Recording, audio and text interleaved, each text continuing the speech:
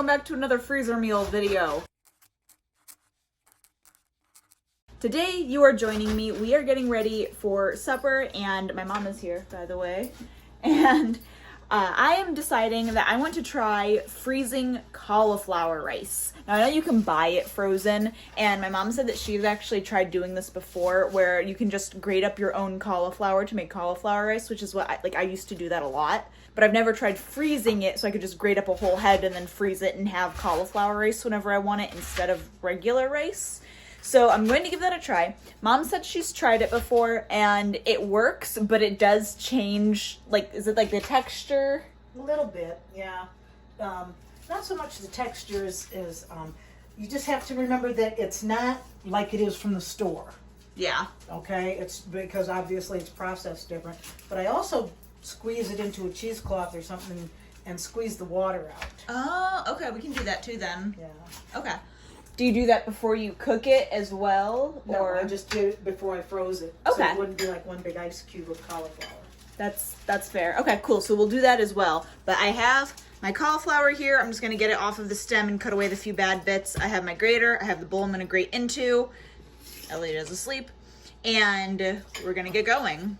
All right. I just got about this much done with the hand grater, when I remembered that when I used to do this, I used the food processor and it was so much faster. So I've pulled out the food processor and it's just this little guy and then a little handheld attachment, which came with, I also use this as a stick blender, immersion blender.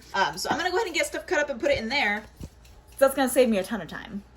Okay, here is all of the cauliflower rice, cauliflower riced, and fills a good portion of this bowl up. That is one head of cauliflower. So what I'm gonna do, I have like a cheesecloth thing here, and I'm just gonna take a scoop out to freeze.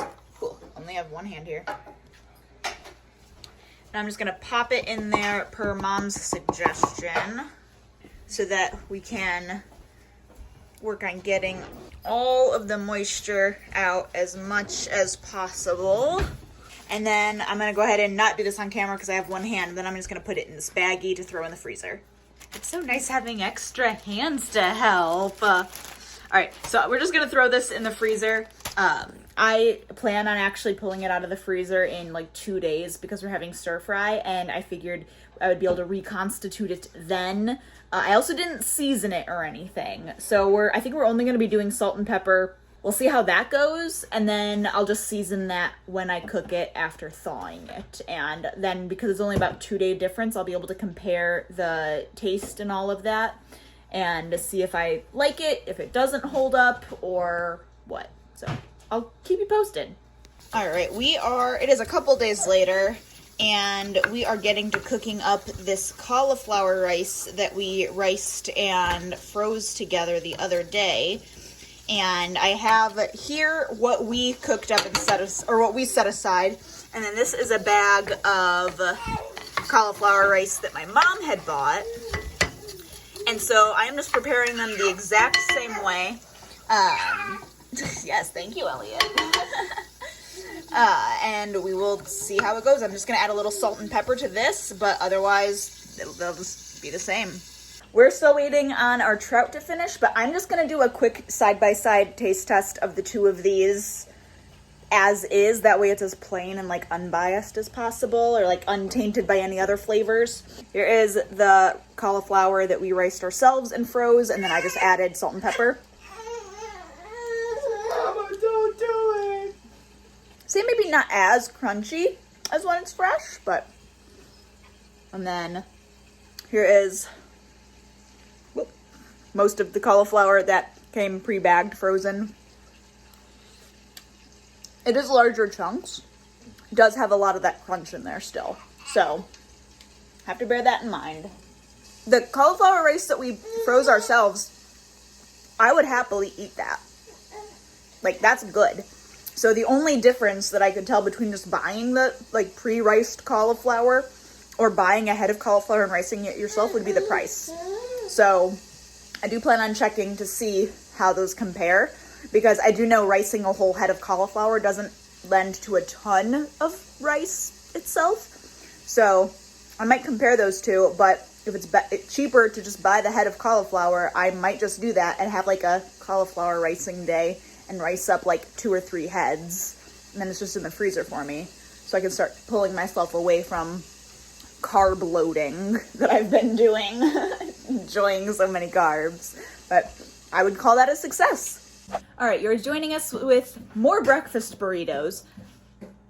Expect every time that I do a freezer meal video that at some point I made breakfast burritos and I just may or may not have filmed it. But I am filming this time because we're doing something just a little bit different. So in the past, when we have made breakfast burritos, we have kept all the components separate and then just added each component into each burrito, just kind of individually.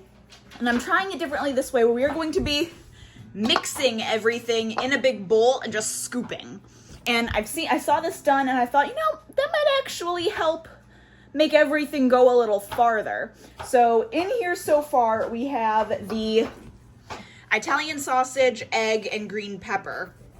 Dan is currently working on chopping up the onion that's gonna go in. And we have potatoes in the oven that are roasting that we are going to add in as well. And we actually have some ham from the last freezer meal video that you saw, that big like ham shank thing that we bought. We had separated that and froze it, and so we thawed a pound of that to add that into there as well. And we're just going to mix all of that together, and you just use a scoop to hopefully make so many breakfast burritos, because I've not had them for a while. It's been a while since we've made them, and I want them. So that's really the only difference that we're doing, is just like those slight different ingredients, and we're mixing it all together. I did cook the eggs differently. Usually we cook them longer, and this time I didn't cook them as long, and I tried to scramble them more so that they'll hopefully break up a little more and mix in with everything. And my hope is that they will like reconstitute, like re-warm better the second time around after they're frozen, and then I warm them up in the microwave, so that because they aren't as cooked this time, that when they do cook that little bit more in the microwave, that they won't overcook. So that's what we're experimenting with there. But I'll show you the mix once we have it all done and ready to scoop. Here is the mixture totally ready to go. This is 1/3 cup for just to help give you an idea of how much is in there. This is a massive bowl. So now we're basically just gonna start filling like we normally do, and I'll let you know how many we get when we're all done. That's 27 burritos in all of their beauty. And the thing about with the grilling them, like it does sometimes affect the flavor, but it also does help them keep their form a little bit easier. It's worth the trouble, in my opinion. But yeah, that's that. But that's only because we only had that many of the tortillas, and we still have I don't know, where did Mom put it? I can't remember. Mom, where'd you put it? You see all of our leftovers? This is glorious. I don't know wherever she put it. Wherever she did, there's still more mixture. All right, so you guys are joining me. It is the evening right now, and I am just working on a very small little freezer meal project. And that is simply blending up strawberries to freeze for Elliot.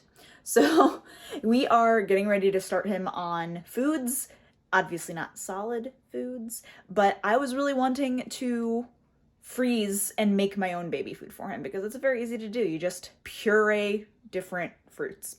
So the first thing I am dabbling with is strawberry, and I have it in this container right now, and you can see it's like kind of started because I started it in the blender, and I think it's just our blender, but it wasn't blending. Like it was going, but the strawberries all just kind of went off to the side and then didn't move because the blade couldn't reach them anymore. So I pulled out my immersion blender, and I'm gonna see if I have any better luck with that. Yeah, I would say that was significantly more successful and faster, and it's gonna be less cleanup. So now what I have is just an ice cube tray with a couple empty spots because I'm not gonna need that much. And I'm just gonna fill each cube up until all of that is in there, because this is only a couple of strawberries.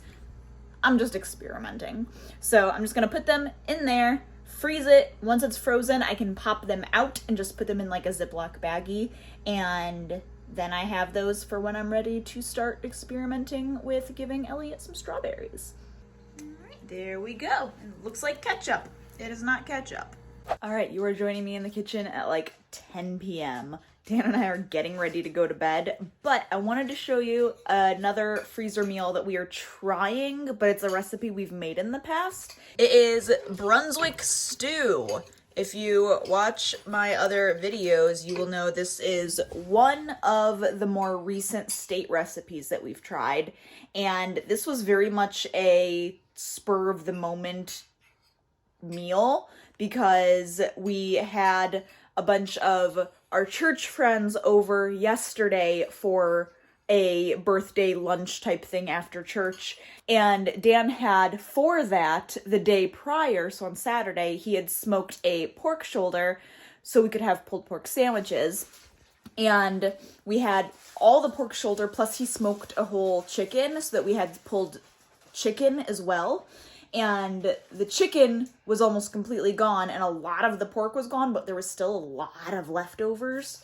And we ended up keeping most of the leftovers because nobody else took any home with them, which we aren't upset about. But with that, we decided to try making some Brunswick stew because that uses 2 cups of pulled pork.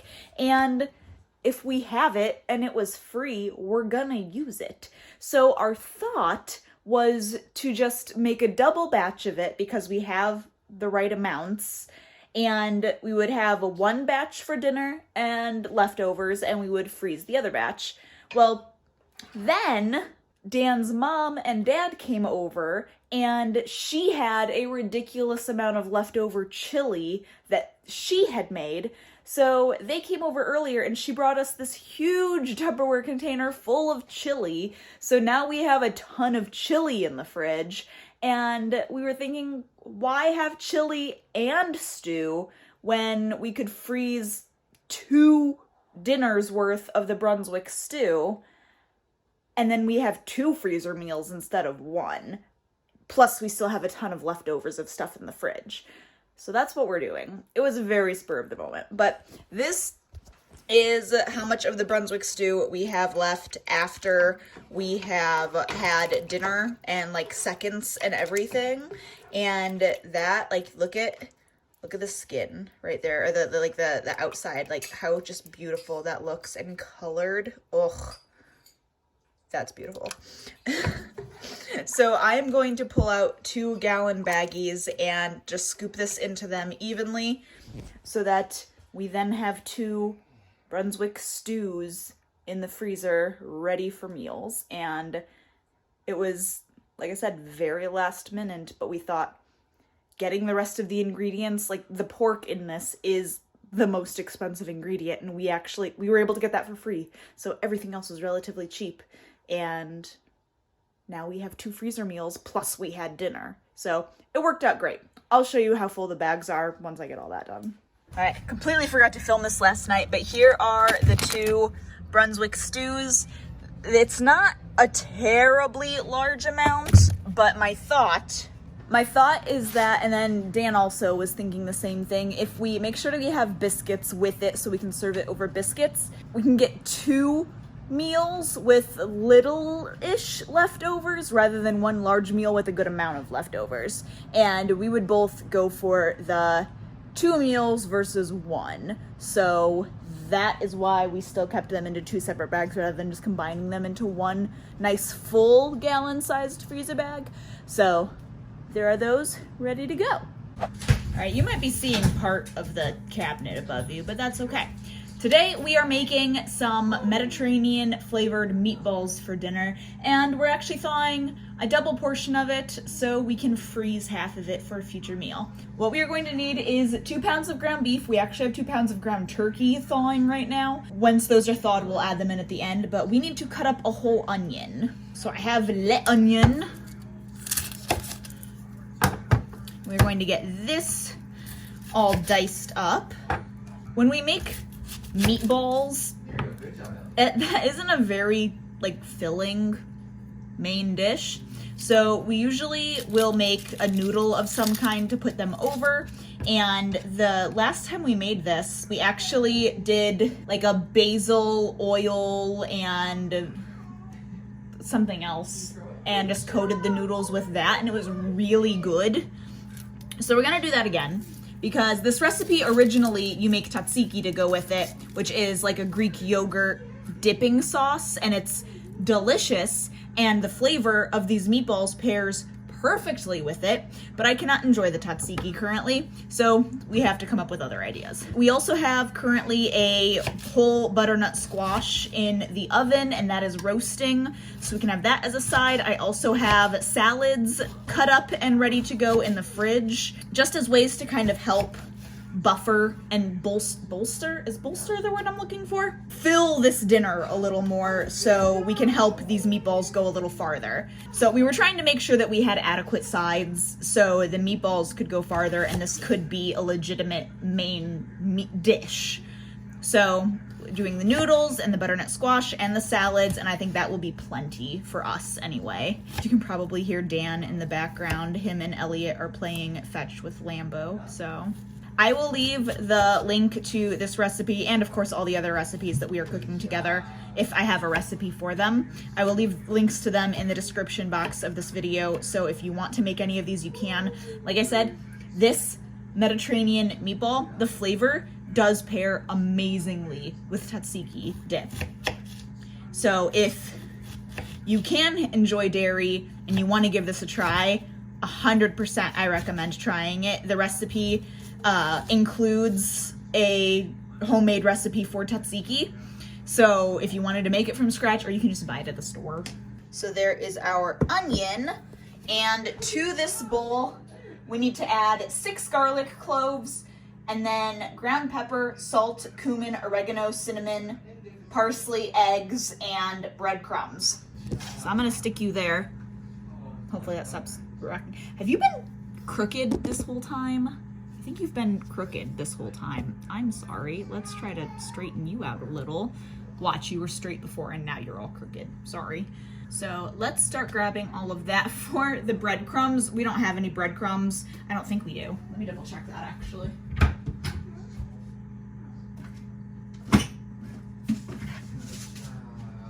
Oh, hey, we do. Huh. All right, well, we'll use these up. I had no idea we had those. How much do I need? A half a cup? That might not be a full half a cup. What I was gonna do was just crush up some saltine crackers and use those because that's fine. And then I just go a little lighter on the salt, which this doesn't actually even call for any salt. No, it does call for salt. For sure it does. So I just cut back a little bit on the salt. But I'll use these up.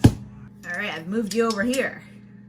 So now I'm gonna go ahead and get all of this garlic in. Our freezer currently only has a couple of freezer meals in it. For a while, we had all of one freezer meal in our freezer because we had gone through all of them. And I actually gave, was it 3 or 4 of them? I think 3 of them to a friend of ours who had recently had a baby, which I was so happy I could do because that was, I was telling Dan, that was a big reason that I make so many freezer meals, or that I try to make as many as I can, because I like having them on hand. So if a need comes up with someone we love, we can just give them a meal, and it is no extra work on our part. It is done, it is prepared, and then we are able to be a blessing to somebody else, and I love that. We were able to do that, but it resulted in our freezer being a little on the empty side, freezer meal wise. And we had just gotten really busy doing stuff, and the freezer meals were very helpful with not having to worry about dinners as much. And when I was doing the meal planning, being able to just grab a freezer meal instead of cooking that day. And I mean, you guys know by now, if you've watched my channel for any length of time, you know I meal plan our dinners for an entire month at a time.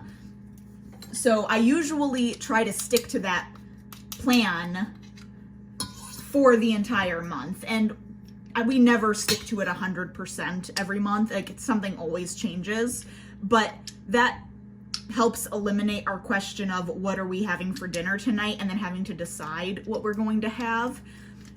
And it makes grocery shopping easier, and it's significantly less stressful meal-wise. And with the freezer meals, I'll usually try to incorporate at least a couple of the freezer meals we have in the freezer into our meal plan for the month so that we're using them. But typically those will get moved around to, if something comes up and we know we're gonna have a busier day, we'll switch that to the day that will be more busy that I won't be able to cook. And then we just don't have to think about a meal that night. But I also try, when I do that meal plan, is planning out meals that I know I can turn into freezer meals.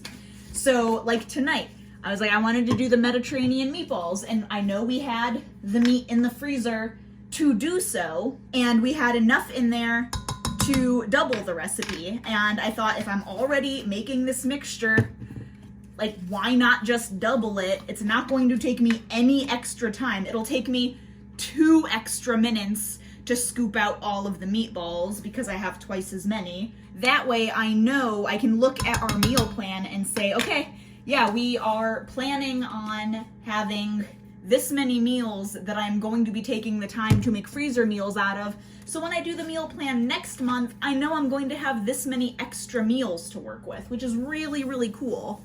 So I have this cookie scoop, and this is going to make making these meatballs so easy. And I don't care if they have one flat side, so we're not gonna scoop it out with that and then roll it into a perfect ball in our hands. Like, I'm just gonna save myself all of that time and have one flat side of our meatball. I don't care. I will say, with this particular meal, because we freeze the meatballs raw, I should have thawed this meat in the fridge last night. So it was thawed in the fridge, because that is then the basic rule of thumb when you're making freezer meals. If you're thawing meat, you are not supposed to refreeze it raw. You're supposed to, if you thaw it, cook it, and then you can refreeze it cooked, and that's fine. But thawing it and then refreezing it still raw invites bacteria and different things, and you can start, like, things can start happening. This has not been thawed for very long, so I am in my own kitchen for this one meal taking this risk. I do not recommend this. I recommend, if you are wanting to make these to freeze, that you take your meat out the night before and leave it in the fridge to thaw. And the reason it's okay to refreeze raw if you thaw it in the fridge is because if it thaws fully in the fridge, it is still cold enough that the bacteria cannot start growing on it. I thawed mine in some cold water in the sink, and it did fully thaw. At no point did it come to room temperature. Like, it is just barely thawed. It is still very cold, but that possibility that something might have started growing, it's there. So this is just the one, like, in this situation, if I wanted to give a freezer meal to a friend, I would just know I'm not giving them the meatballs because I don't want to risk something having happened, because I'm being a little more risky with how I thought it this time. I am 99% sure this is totally fine and there is actually no risk involved, but that 1% is enough for me to not risk it for my friends and family. So, that is mixed. I need pans. I have pans. This is what it looks like. It's not the prettiest color, but it is going to taste amazing. So there is that all mixed up. Here are the pans. I'm going to spray this one because this is the one that is going to have the meatballs that we're baking for tonight on it. This one I'm not going to worry about spraying because we're going to put the meatballs on here and then flash freeze them so they can freeze enough that I can then put them into their own, like, gallon baggie. So I don't need to worry about spraying that one.